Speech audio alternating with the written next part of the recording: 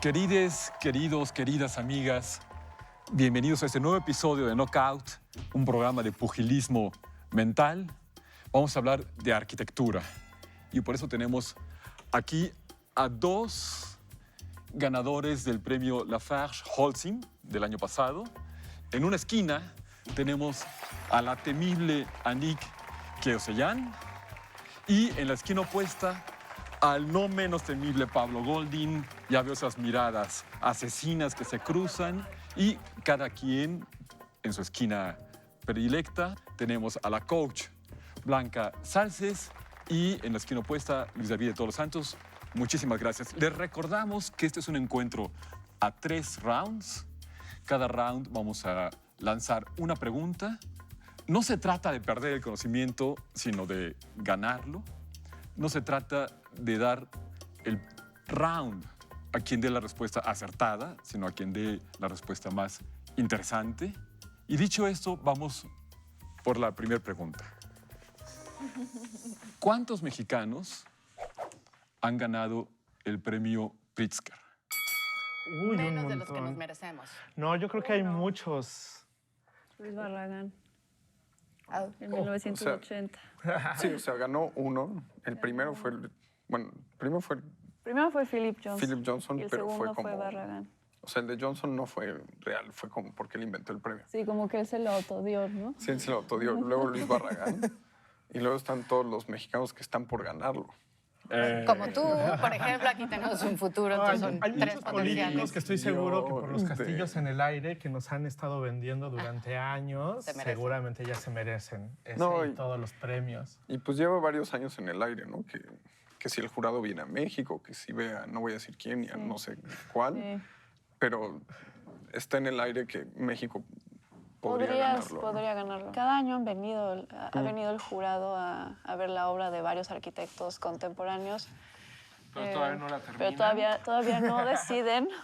Ustedes siendo ganadores de un prestigiado premio internacional en la categoría Nuevas Generaciones y hablando ahora de premios, tengo la impresión de que en su arquitectura, de ambos, están en contra de esta visión individualista del arquitecto que proyecta su marca y su rasgo y su estrella y son más partidarios de una arquitectura colaborativa, de una arquitectura Plural. plural. Sí, sí, yo totalmente de acuerdo con ese pensamiento porque es una filosofía que te lleva a otros lugares, ¿no? O sea, si tú a la hora de tener una arquitectura participativa, colaborativa, que integre varias disciplinas, que integra a la misma sociedad, pues vas teniendo otras consecuencias, llegas a otros lugares, exploras otras nuevas posibilidades, no solo desde tu propia individualidad, ¿no? Sino desde desde la individualidad de cada quien que va construyendo un colectivo que hace que tu pensamiento vaya más allá.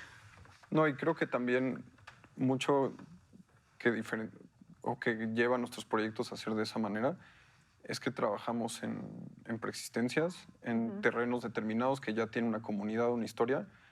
Entonces, no es tan obvio llevar tu propia historia a un terreno como ese, ¿no? Como si tuvieras Que ya tiene la suya, ¿no? que ya tiene la suya. Como si tuvieras un terreno en blanco, pues ahí sí solo hablas tú. Pero creo que en ambos proyectos ya hay muchos temas preexistentes, culturales, económicos. Entonces, en el momento en que llegamos a ellos, pues somos un actor más en escena y justo esa historia pues tiene que ser totalmente colaborativa, si no, pues sería una historia de... Porque además forman los espacios dinámicas de vida, ¿no? Claro, Entonces, si tú nos haces una totalmente. cueva, nos volvemos salvajes. Si tú nos haces un palacio, nos volvemos reyes, ¿o cómo? Claro, totalmente. Y Pablo y yo lo que menos queríamos hacer era una tabula rasa y decir empiezo desde cero, ¿no? Ya hay una preexistencia, hay reflexiones sobre esa preexistencia que van construyendo estrategias, ¿no? Y esas estrategias las construimos los dos con la gente que las habita, con la historia, en el contexto en donde están situados, a nivel territorial, geográfico, social y económico. En el caso del premio que se te dio, fue un barrio, el trabajo en un barrio de Bruselas. Sí. ¿Cómo fue ese trabajo? ¿En qué consistió? Consistió, bueno, Era parte de un programa que se llamaba Casas para Bruselas en la Universidad Católica de Leuven, en Bélgica, y teníamos que intentar llevar el contenido del espacio doméstico a otros lugares, ¿no? No solo hablando de una formalidad estética, pero más bien hablando del discurso y del diálogo que sucede en nuestra vida cotidiana y transformarlo en otros sistemas colaborativos. Y eso me llevó a estudiar este barrio que está en una zona que se llama Schaerbeek, que es un barrio marginal cerca de la Estación Norte, pero muy céntrico, ¿no? O sea, muy conectado con transporte público, con el tren. Así pasa, los barrios marginales están Sí. al lado de las estaciones, Sí. ¿no? Es una ciudad muy belga.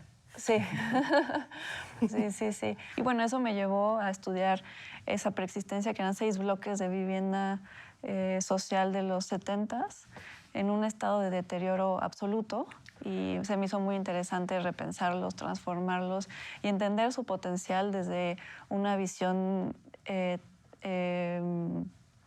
pues mucho más de rehabilitación. En este salto del que estamos hablando en la arquitectura, también el tiempo nos lleva a dar un salto en nuestro programa de hoy. Demos por concluido el primer round. Perfecto.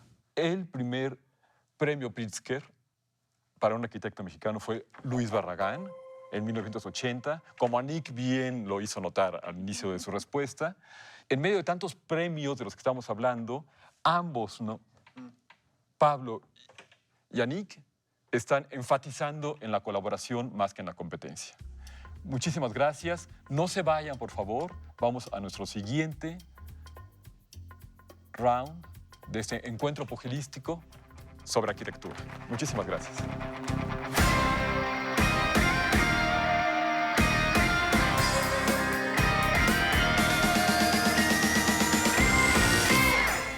Vamos a iniciar el segundo round sobre arquitectura mexicana. Les recuerdo que el primer round lo ganó Anik Keoseyan por dar la respuesta acertada, además de una respuesta increíblemente interesante. La segunda pregunta es, ¿cuál fue el primer edificio que se construyó en la Ciudad de México después de haber sido destruida Tenochtitlan? Es que las clases de arquitectura del siglo XVI y anteriores pues eran como a las 7 de la mañana, la verdad. Yo creo que ¿Y no puede eran haber los sido la Ildefonso? catedral. Eran a primera hora. Era la primera hora, estaba un poco complejo recordar aquel... Yo creo que pudo haber sido la catedral como algo, digo, no estoy muy segura de la respuesta, pero solo de manera ideológica, simbólica, creo que al poner la catedral sobre la antigua ciudad de Tenochtitlan, creas como este simbolismo de la Iglesia Católica se coloca sobre una antigua sociedad con otro tipo de pensamiento y de creencias, ¿no? O sea, si tienes la ciudad caída, por un lado sí hace sentido eso, pero yo supongo que también se levantaron, no sé, mercados, instituciones de gobierno. O sea, tienes que hacer que la ciudad pueda operar, ¿no? Especialmente en mercados, o sea, el Parián, que fue como ese gran mercado, no sé, en el Zócalo o cerca del área del Zócalo, pero se levantó, se quemó, todos como que fueron procesos en donde todas las instituciones pues se levantan y caen en distintos momentos. Todo esto nos lleva a un barrio y a un mercado que tú conoces muy bien, Sí. que es la Merced. Sí, un poco así como Anik explicaba su proyecto ganador del Lafarge-Holcim. El mío es en la Merced, en un periodo un poco más reciente, más cerca de los 90s, 2000s. Es un mercado que se llama Plaza Merced 2000. Hubo todo este tema de movilizar al comercio informal del centro de la Ciudad de México, reubicarlo en plazas comerciales, que fue todo este programa de ordenamiento que se hizo, y así surgieron distintos mercados, ¿no? Uno de ellos es Plaza Merced 2000, que está ubicado justo al lado de la nave mayor, en el barrio La Merced. Es muy, muy grande. Pero hubo ahí todo un tema en donde no a fuerzas están totalmente activos todos los mercados. O sea, hay locales que se usan como bodegas, otros que sí operan, otros que cambiaron de giro, porque pues, muchos de estos edificios probablemente nacieron con lógicas no totalmente pertinentes al contexto en el que estaban, ¿no? Plaza Merced 2000 tiene un poco la lógica de un centro comercial, arquitectónicamente, o sea, una fachada opaca, tragaluces, una estacionamiento en la azotea, pero está en una zona como es la Merced, que es totalmente viva, Claro, pedestre. que los mexicanos lo van a utilizar como quieran. O Sí, sea, porque- claro, para lo que nos sirva, ¿no? donde todo permea, donde todo Muy lejos de las lógicas Revol- arquitectónicas. Eso pasa mucho, que nada más venden los locales de afuera y te metes al mercado y hasta miedo te da y está oscuro. Es que está pensado desde una vista de centro comercial, ¿no? Que ese es un gran error pensar los mercados así, porque, bueno, al menos yo creo que el ambulantaje es algo prehispánico, ¿no? Es algo, el intercambio es algo que siempre sucede en nuestra sociedad y es algo de lo que no aprendemos, ¿no? Y queremos meterlos a un lugar cerrado, oscuro, y no entendemos que es algo mucho más público, con un carácter mucho más Quizás interactivo. ese primer edificio que se levantó después de la calle de Tenochtitlan, pues fue un toldo en el que empezaron a vender algo, ¿no? Yo creo. Porque Pásele. la urgencia es... A 10 Alguien las tenía que comer lagartijas a 10. frutas y verduras. ¿no? Claro. Así ha sido siempre el centro histórico, no se quema un mercado, pero al día siguiente están vendiendo entre... Pero- como Bueno, y sea. necesitaban las casas de los conquistadores, ¿no? San Ildefonso y todas esas construcciones ahí al lado.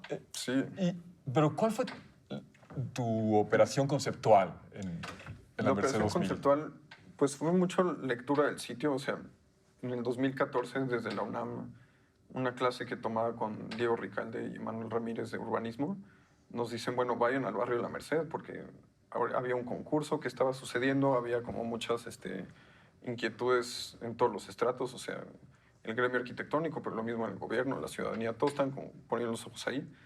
Fuimos a ver y un poco me doy cuenta que, a ver, que es una zona muy activa. Las propuestas que ganaron, mucho de la resistencia a ellas era en el momento en que se desplazaban personas, ¿no? Entonces, tú ves a alguien que está vendiendo algo en cualquier lugar, pues tiene un arraigo y tiene una lógica estructural en donde esta persona le vende a otra, le vende a otra. Entonces, todo realmente está conectado. Yo lo que decía es, a ver, antes de desplazar personas que están en las calles, de demoler edificios de nada, pues tenemos un edificio que tiene muchos metros cuadrados subutilizados, empecemos por utilizarlo, ¿no? Y a través de la activación de este edificio subutilizado, lo mismo que le pasaba a Nick en Bélgica, construyamos confianza entre las partes para seguir trabajando en este sitio, ¿no? Entonces vamos en pequeños proyectos, demostrando que se puede, demostrando que una intervención arquitectónica puede hacerse sin granaderos de por medio, que podemos atender las cosas más urgentes con una visión también a largo plazo. Entonces, mi teoría es esa, que la Merced, la respuesta, pues está en los espacios subutilizados dentro de los edificios. Pues aquí sí tenemos granaderos que llegan a interrumpir la conversación y decir, se acabó el round. Se acabó. Se acabó. Y ninguno de los dos dio la respuesta acertada. El primer edificio que se construyó en la antigua Tenochtitlan, ya por españoles, fue el Palacio Nacional. De inmediato, en noviembre, en agosto cayó la ciudad y en noviembre ya Hernán Cortés le escribe a su amigo Carlos V diciendo, ya estamos construyendo, pero fue construido como la casa de Cortés.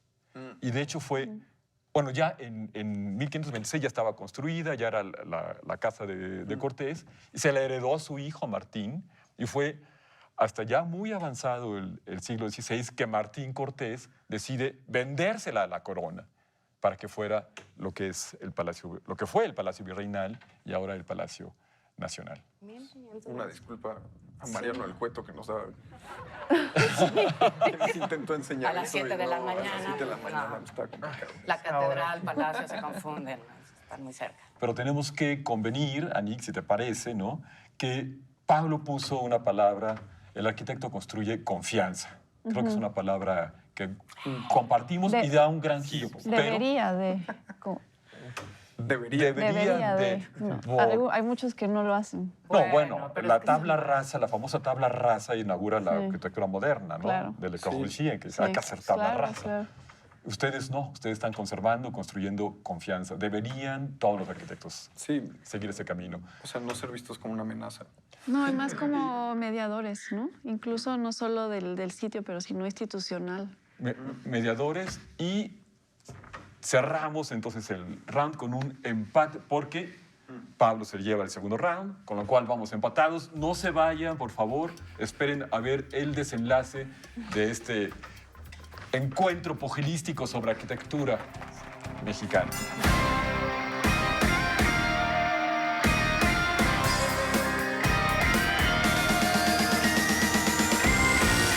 Estimado público, este es el round del knockout. ¿Cuál fue la primera unidad habitacional que se construyó en la Ciudad de México? Yo creo que fue Tlatelolco. Tlatelolco, no. Sí, o la otra que se llama... No fue antes. Es que hay una que hizo Pani antes de hacer el conjunto Miguel Alemán y creo que esa fue la primera. Bueno, aquí ahora va una disculpa para Gustavo López Padilla y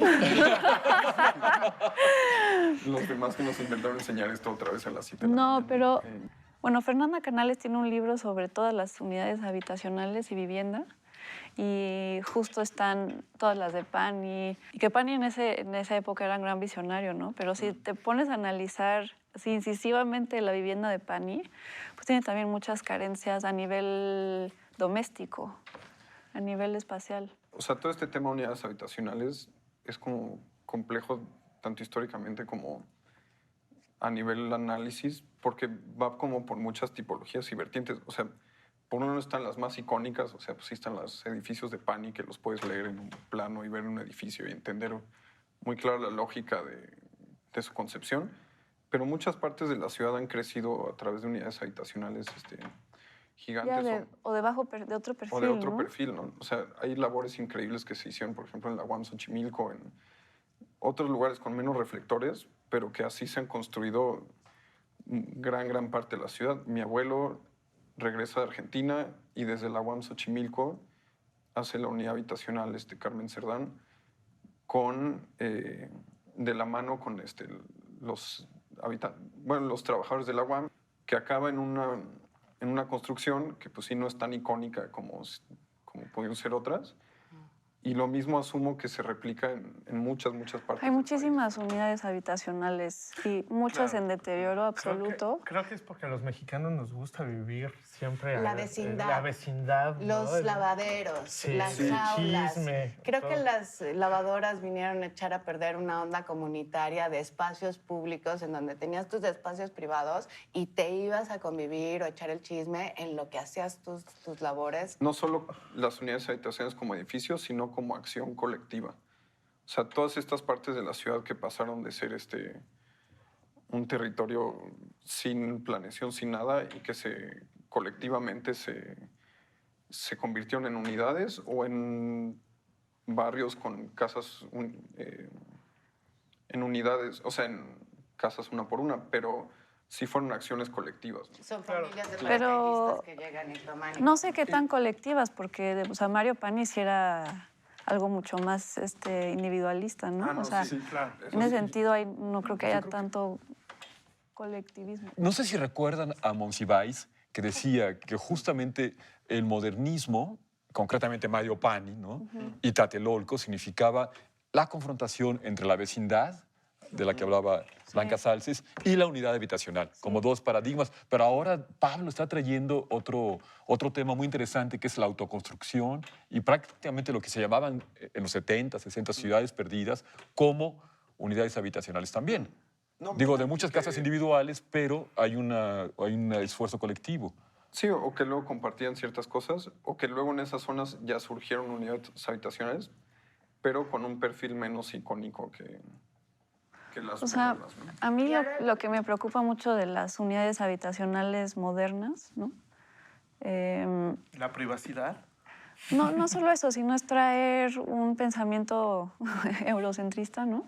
A una sociedad que era muchísimo más colectiva, ¿no? Entonces replica una misma planta 7 veces y es el mismo el cuarto para una familia de 3, como para una familia de 5, como para una persona individual. En ese sentido no hay diversidad tipológica. Claro, porque y eso sí es muy preocupante porque en una sociedad que interactúa tanto como la mexicana y que necesita espacios compartidos y necesita justo esta parte de vecindad, se diluye porque viene traída desde este pensamiento racional y absolutamente funcional, ¿no? Sobre todo en la medida en que distintos actores puedan operar en el edificio, ¿no? Y a distintas escalas, así como decía Nick, una familia de 6 que pueda llevar a cabo todas sus actividades, pero si uno vive solo también, y cómo una misma estructura pudiera responder A esas fluctuaciones. Exacto. Hablando de fluctuaciones, sonó la campana.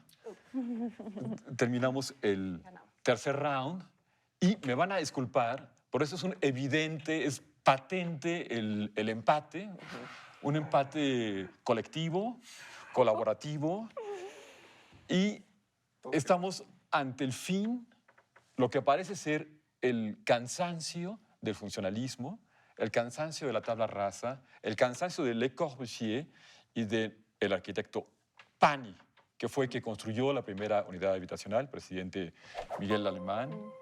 En 1947 fue como el modelo de la unidad habitacional en su momento, Claro. durante el Milagro Mexicano, en contra de lo que él llamó la herradura de tugurios de la Ciudad de México. Todo el norte popular obrero de la Ciudad de México debería ser arrasado No. y lo querían meter en estas unidades. en cubos con todas las deficiencias que ustedes han hablado y que tanta gente en México ha abandonado y esas muchas unidades habitacionales se han vuelto desiertos, Claro. despoblados, centros de violencia. Tuvo algo heroico, Pani, en el sentido de dar una mejor solución a temas de desarrollo de vivienda. Entonces, en vez de hacer muchas casitas todas iguales, hicieron esta gran unidad habitacional que tiene una alberca, que tenía cosas colectivas. Entonces, creo que todavía se puede encontrar, seguir explorando un camino más. O sea, obviamente hay virtudes en lo que hizo, ¿no? Muchísimas gracias a ambos por su buen corazón. Muerto el rey, viva el rey. Entonces, este es un empate global, ¿no? Un round a Nick, otro round Pablo, el tercer round empate. No tengo nada que decir. Viva la colaboración, el pensamiento colectivo y la no destrucción. Sí, Exacto. Muchas gracias. Nos vemos en nuestro siguiente episodio de Knockout, donde no se trata de perder el conocimiento, sino de ganar.